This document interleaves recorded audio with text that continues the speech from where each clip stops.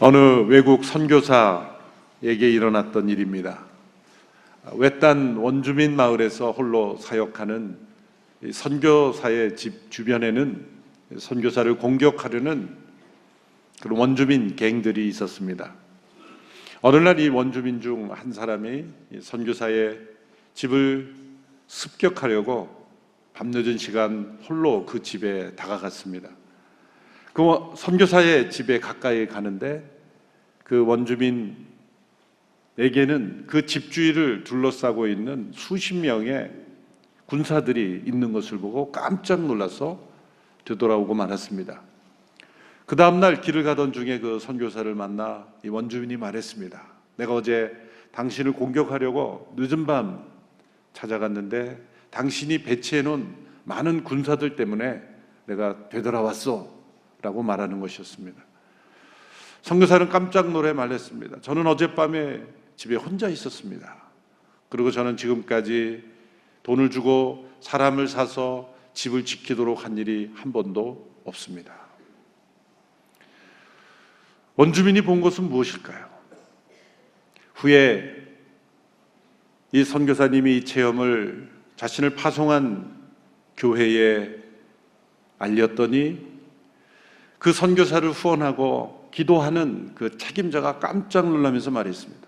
혹시 그 사람이 봤다고 하는 그 군사들의 숫자가 몇 명이었습니까? 몇십 명이었습니다. 제가 오래전에 책을 읽었던 그 숫자를 잃어버려서 그 책을 뒤져보려고 그러는데 어디서 제가 봤는지 책을 못 찾아가지고 숫자 찾느라고 내가 몇 시간 헤매다가 그냥 포기했습니다. 양해하시기 바랍니다. 확실한 거니까. 몇십 명이었습니다. 그랬더니 깜짝 놀라면서 우리 교회에서 그날 밤 바로 동일한 숫자의 성도들이 모여서 기도했다는 거예요. 놀랍지 않습니까? 선교사를 위해 기도하는 중보기도, 성도들의 숫자만큼이나 그 선교사의 집에 영적인 천사의 숫자로 그 원주민이 해치지 못하는 그 방어의 군사가 되었다는 것, 신비한 일이죠. 복음을 증거하는 선교지에서 일어나는 놀라운 하나님의 역사입니다.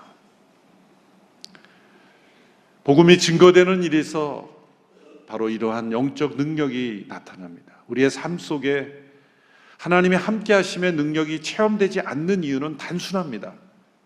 하나님의 역사에 참여하고 있지 않기 때문이죠. 하나님의 복음이 증거되는 일에 내가 헌신하고 있지 않기 때문에 복음이 가지고 있는 능력을 체험하지 못하고 또 복음이 증거되면서 하나님께서 함께 하시는 기적이 체험되지 못하는 것이죠. 기적을 보면 믿겠다, 능력이 나타나면 참여하겠다, 이것은 인간의 어리석은 교만이요 이기적인 태도일 뿐입니다.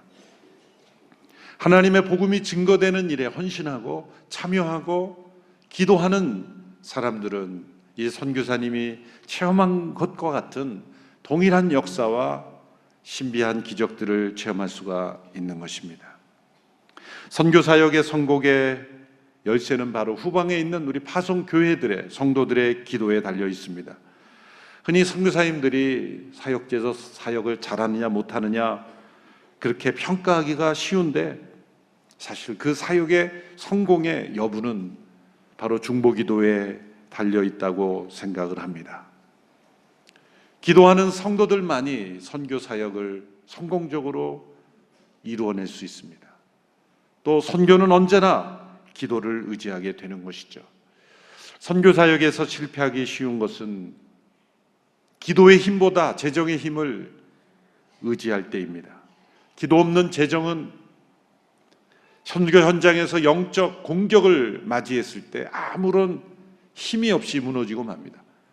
그러나 때로 재정이 부족할지라도 기도하는 성도들이 있는, 그리고 기도하는 사역자는 어떤 어려움이 있더라도 그것을 뛰어넘어 저 앞으로 전진하고 열매 맺는 사역이 될 줄로 믿습니다. 영적 전쟁의 시리즈 15번째 오늘 마감하면서 영적 전쟁의 승리를 위한 이 교범이 되었던 이 말씀의 마지막은 복음 증거를 위한 기도의 요청으로 끝나고 있습니다. 에베소서 6장 1절에서 10절에서 20절의 말씀 가운데 특별히 오늘 본문 19절 20절의 말씀을 우리 같이 다시 한번 읽어보겠습니다. 시작. 또 나를 위해 기도하기를 내게 말씀을 주셔서 입을 열어 복음의 비밀을 담대하게 알릴 수 있게 해달라고 기도해 주십시오. 내가 이것을 위해 사슬에 매인 사신이 됐습니다. 그러므로 내가 복음 안에서 마땅히 해야 할 말을 담대하게 말할 수 있도록 기도해 주십시오. 바울의 이 기도 요청을 보면 사슬에 매인 자신을 위한 기도 요청인데 실상은 자신을 위한 것이 아닙니다. 왜냐하면 사슬에 매인 자신이 풀려나게 해달라는 요청이 없기 때문이죠. 도리어 그의 요청은 자신이 사슬에 매여 있지만 이 상황 속에서도 복음의 비밀을 담대하게 말할 수 있게 해주십시오. 사슬로부터 자유케 될 것을 간구하지 않고 갇힌 상황에서 담대하게 복음을 증거할 수 있게 해달라. 담대하게라는 단어를 19절 20절에 두 번씩이나 반복했죠. 자신에게 지금 필요한 것은 마땅히 해야 할 말, 마땅히 전해야 할 말을 담대하게 전할 수 있는 이 담대함을 허락해달라 간구한 것입니다. 자신의 안위를 위해 하나님을 움직이려는 담대함이 아니라 그 하나님의 역사에 자신의 형편을 뛰어넘어 담대하게 참여할 수 있게 해달라는 기도의 내용입니다. 바울은 복음이 증거되는 사역이 얼마나 열매 맺는가는 바로 기도에 달려있다는 것을 믿었기 때문입니다. 이제 자신이 자유롭지 못하고 갇힌 자가 되었으나 우리 성도들의 기도를 통해서 매인 상태에서도 복음이 능력 있게 증거될 수 있다고 그는 믿었던 것입니다. 이런 확신이 우리에게 필요한 줄로 믿습니다. 바울이 갇힌 상황 속에서도 기도를 요청하며 스스로 기도하며 이 복음을 증거할 수 있는 이 영적 능력, 이것이 바로 영적 전쟁에서 승리하고 있다는 모습이죠. 영적 전쟁의 승패는 어디서 나타납니까? 복음을 증거하는 일에 내가 얼마나 참여하고 있는가? 복음 증거의 사역에 내가 얼마나 실제로 참여하느냐 혹은 기도로 참여하느냐, 모든 일에 있어서 바로 복음 증거의 참여도에 따라 나의 이 영적 승리의 승패가 결정이 되는 것이죠. 예수님께서도 십자가를 지시기 전에 대제사장으로서 드리신 이 기도 가운데 이 복음 증거를 위한 중보기도가 포함되어 있었습니다. 요한복음 17장 20절의 말씀 우리 같이 읽겠습니다. 시작. 내 기도는 이 사람들만 위한 것이 아닙니다. 이 사람들이 전하는 말을 듣고 나를 믿는 사람들을 위해서도 기도합니다. 우리가 예수님 믿게 된 것, 예수님의 기도가 있기 때문이었습니다. 예수님의 기도는 우리들만을 위한 것이 아니라 또한 우리들을 통해 우리들이 전하는 말을 믿고 예수 그리스도를 믿을 사람들을 위해서도 예수님은 기도하신 것입니다. 하나님 보좌 우편에서 예수님 지금도 이 기도를 드리고 계시는 것이죠. 하나님의 목적은 온 세상을 구원하시는 그리고 축복하시는 겁니다. 하나님께서 이 목적을 이루기 위해서는 선택이라는 과정을 사용하십니다. 소수의 사람들을, 그 구원을 전하는 사람들을 먼저 택하셔서 그 사람들이 또 다른 사람들에게 이것을 전하고 그들을 사랑하고 한 공동체를 이루는 그 방법을 통해서 구원하시는 것이죠. 하나님께서 일부의 사람들을 먼저 선택하실 때 두 가지 잘못된 반응이 나타납니다. 먼저 선택된 사람들은 교만해지기 쉬워요. 나만 선택된 것처럼 교만해지게 됩니다. 또 먼저 선택받지 못한 사람들은 내가 왜 다른 문화, 다른 종족, 저 사람들의 믿는 신을 믿어야 되는가라고 반발하는 거죠. 오해하는 것입니다. 그들이 먼저 선택받은 것은 나를 위해서 먼저 선택된 것인데 내가 먼저 택함받지 못했다고 해서 받아들이지 않으려는 것, 반발과 오해죠. 이게 먼저 선택하심으로 이루어고자 하는 그 뜻이 뭡니까? 바로 선교 아닙니까? 복음이 온 세상에 증거되는 일에 의해서 소수의 사람들을 먼저 택하시고 또 다른 사람들에게 복음이 증거되도록 하신 것일 뿐이다. 교회가 먼저 선택받은 것은 하나님의 이 선교를 위해서 먼저 선택받은 거예요. 여러분, 우리가 예수 그리스도를 믿게 된 것, 우리의 지적 능력이 뛰어내서, 문화 수준이 높아서, 남들보다 선해서, 착해서, 분별력이 좋아서, 그 어떤 이유로 우리가 먼저 믿게 된 것을 말할 수 있습니까? 우리가 예수 그리스도를 믿고 예배의 자리로 나오 이 자리에 함께 예배 드리는 것, 그 이면에는 하나님의 선택이 있는 거예요. 조금 먼저 부르심을 받고 선택받은 겁니다. 그 하나님의 선택 이면에는 반드시 선교가 있는 거예요. 그 하나님의 선교를 향하여 나의 선택을 이해하지 않으면 교만에 빠지든지 오해에 빠지든지 하는 거예요. 방향을 잃어버리게 되는 것이죠. 그리고 하나님의 복음 증거 사역을 위하여 함께 참여하지 않게 되는 거예요. 이기적 신앙은 독 있는 신앙이 되는 거예요. 나만을 위한 신앙은 참된 신앙이 될 수 없는 거예요. 나를 통하여, 우리를 통하여 또 다른 누군가에게 이 복음이 증거되는 일에 참여하고 헌신하고 기도로 함께 참여하지 않는다면 우리의 신앙은 본질을 잃어버리는 신앙이 되어버리는 것이죠. 그래서 선교에 헌신하지 않는 교회는 진정한 교회가 될 수 없는 교회가 바로 여기 있습니다. 다툼과 분열, 전통과 형식 속에, 분열 속에 있는 많은 교회들을 보면 선교에 집중하지 않은 교회예요. 선교에 참여하는 일도 없습니다. 함께 열심히 기도하는 일도 게을리합니다. 바로 선택의 목적을 잃어버렸기 때문에, 먼저 선택받은 그 이유를 깨닫지 못했기 때문에 영적 생명력이 흘러가지 못하는 것이죠. 선교는 교회의 프로그램이 아닙니다. 하나님께서 앞서 행하시는 하나님의 사역입니다. 레슬리 뉴비긴이라는 훌륭한 선교사님의 이 통찰력 있는 말을 함께 제가 읽어보겠습니다. 선교는 교회가 주변의 세상을 정복하려고 자신의 힘과 지혜를 발휘하는 그런 활동이 아니다. 오히려 하나님께서 세상의 구원을 위한 그리스도의 사역을 완성시키기 위해서 그분의 영의 능력을 발휘하시는 하나님의 활동이다. 따라서 성령님께서 앞서 행하시며 이루시는 하나님의 사역이기에 교회는 따라가는 겁니다.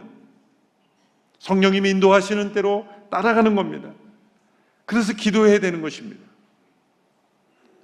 선교는 교회의 프로그램이 아니기에 하나님께서 어떻게 이루시는가를 깨닫기 위해 기도해야 되고, 어떻게 우리를 사용하시기 원하시는가 깨닫기 위해 기도해야 되고, 어떻게 순종해야 되는가 순종하기 위해 기도해야 되고, 선교 현장에 일꾼을 보내주시기를 위해 기도해야 되고, 그 현장에 필요한 내용들을 공급해 주시기를 기도해야 합니다.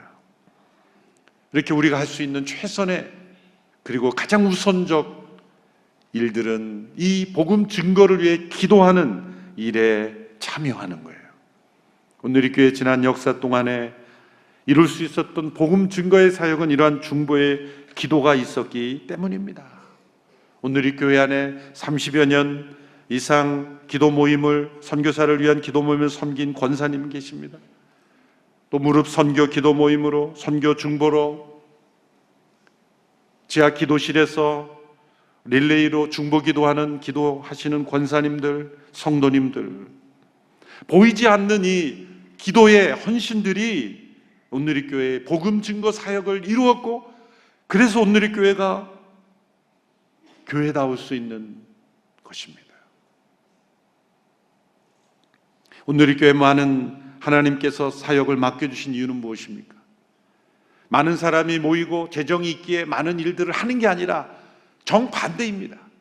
하나님이 주시는 이 온 세상의 비전에 헌신하려고 하기에 하나님께서 많은 성도도 보내주시고 많은 재정도 보내주셔서 많은 사역을 감당할 수 있게 해주시는 거예요.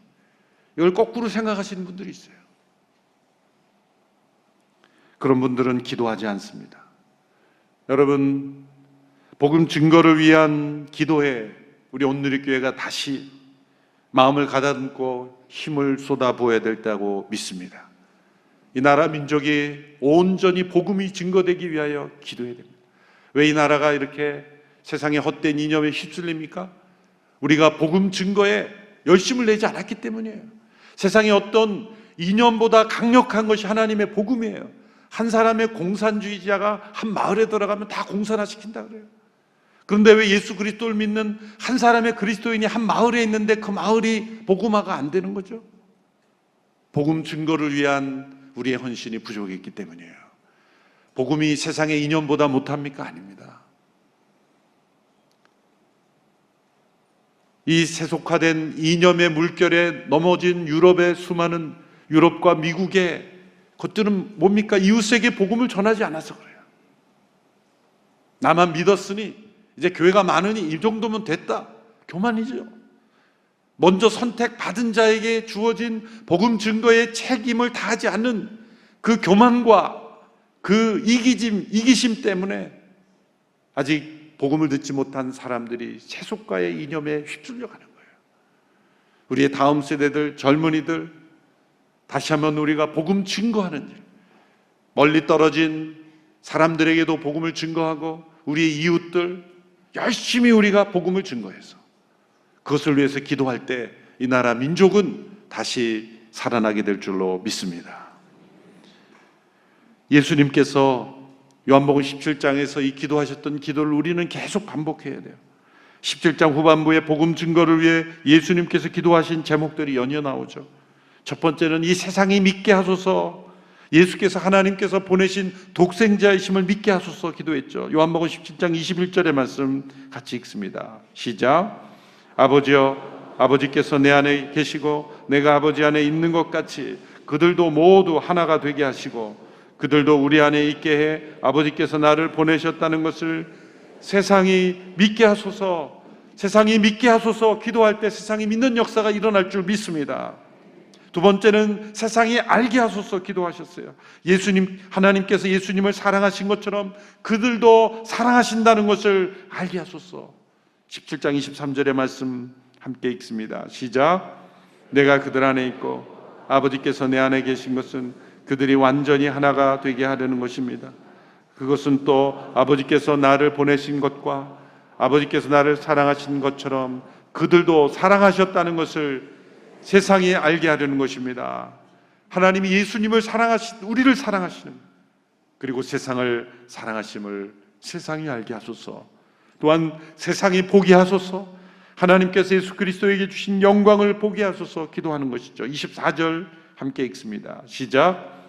아버지여, 아버지께서 내게 주신 사람들이 내가 있는 곳에 나와 함께 있어 내 영광 곧 아버지께서 세상이 창조되기 전부터 나를 사랑하셔서 내게 주신 영광을 그들도 보게 하소서.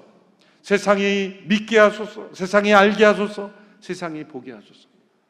우리가 만나는 많은 사람들을 생각하며 우리는 기도해야 돼요. 이 영혼이 예수 그리스도를 믿게 하소서. 예수 그리스도를 알게 하소서. 하나님의 사랑을 알게 하소서. 하나님이 얼마나 사랑하신지를 알게 하소서. 우리가 하는 것은 그것을 위해 기도할 때 놀라운 하나님의 역사가 일어나게 될 줄로 믿습니다. 예수님은 우리에게 가르쳐주신 주기도문 가운데도 이 복음 증거를 위한 기도를 명령하셨죠. 마태복음 6장 9절 10절 함께 읽어보겠습니다. 시작. 그러므로 이렇게 기도하라. 하늘에 계신 우리 아버지, 주의 이름을 거룩하게 하시며 주의 나라가 임하게 하시고 주의 뜻이 하늘에서와 같이 땅에서도 이루어지게 하소서. 주의 나라가 임하게 하소서. 이것은 회개의 기도죠. 이 세상이 하나님 나라를 거부하고 있습니다. 하나님 나라가 임하지 않고는 이 세상에 소망이 없습니다. 회개의 기도입니다. 또 응답의 기도죠. 그 하나님의 나라가 바로 나에게 임하게 하소서. 저 영혼에게 임하게 하소서. 저 민족에 임하게 하소서. 문 밖에 서서 두드리시는 그 하나님의 부르심에 응답하게 하소서 기도죠. 또한 이것이 복음 증거의 기도인 것입니다.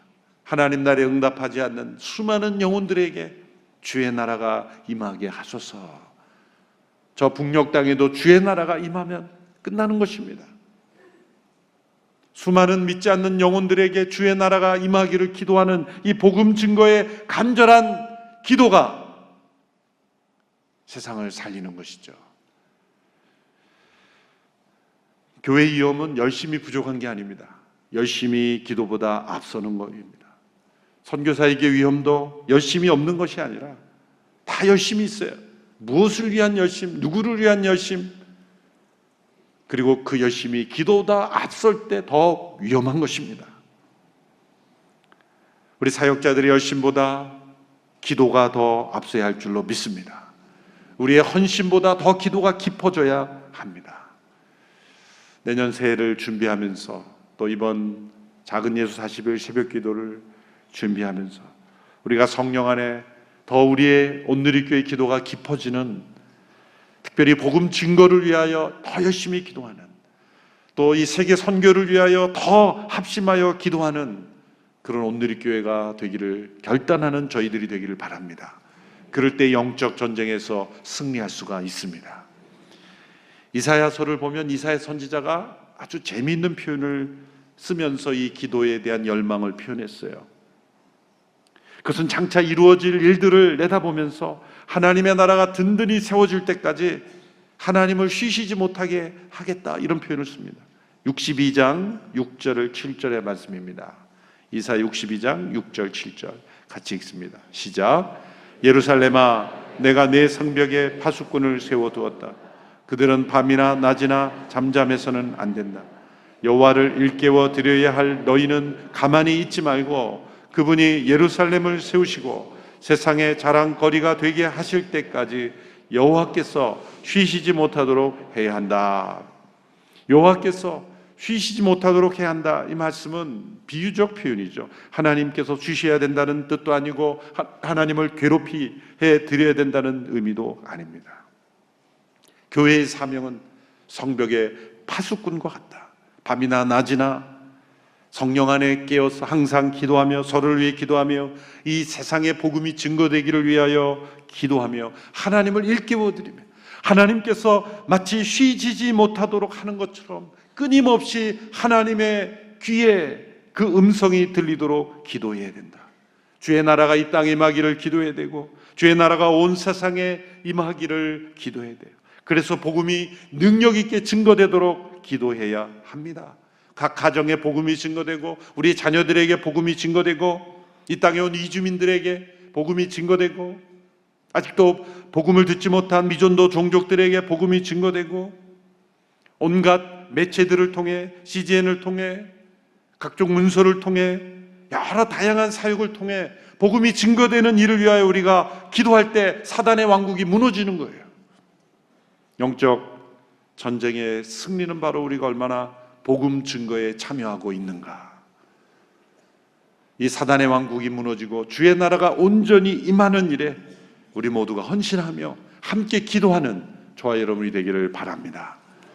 그래서 여러분 각자가 정해진 시간 그리고 스케줄에 따라서 이 복음 증거를 위한 기도 모임에 적어도 한 모임에는 참여하고 아니면 순회해서 함께 기도하고 기도에 열심을 내는 온누리교회 되기를 주님의 이름으로 축원합니다. 기도하겠습니다.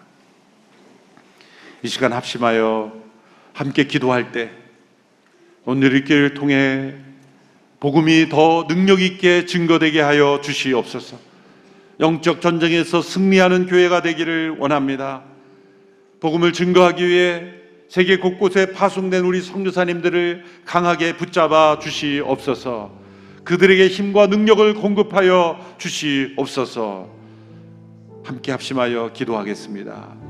살아계신 하나님, 역사하시는 하나님, 복음 증거의 사역을 위하여 우리를 기도로 초청하시고 영적 전쟁에서 승리하기를 원하시는 하나님, 우리 모두가 다시 마음을 가다듬고 마음의 허리를 동이며 하나님의 전신갑주를 입고 영적 전쟁에서 승리하기를 원합니다. 복음 증거를 위하여 합심하여 함께 기도하기를 원합니다. 이 나라 이 민족에 주의 복음이 증거되기를 원합니다. 아직도 복음을 듣지 못한 수많은 영혼들에게 복음이 증거되기를 원합니다. 온 열방에 미전도 종족에 복음이 증거되기를 원합니다. 교회를 통해 파송된 많은 선교사님들, 세계 곳곳에서 사역하고 있는 많은 선교사님들, 복음 증거의 사역에 헌신한 종들을 붙잡아 주시고 강건하게 하여 주시옵소서.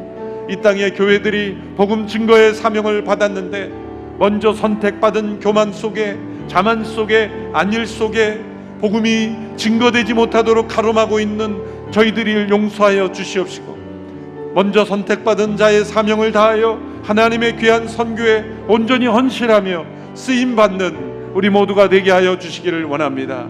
하나님 역사하여 주시옵소서.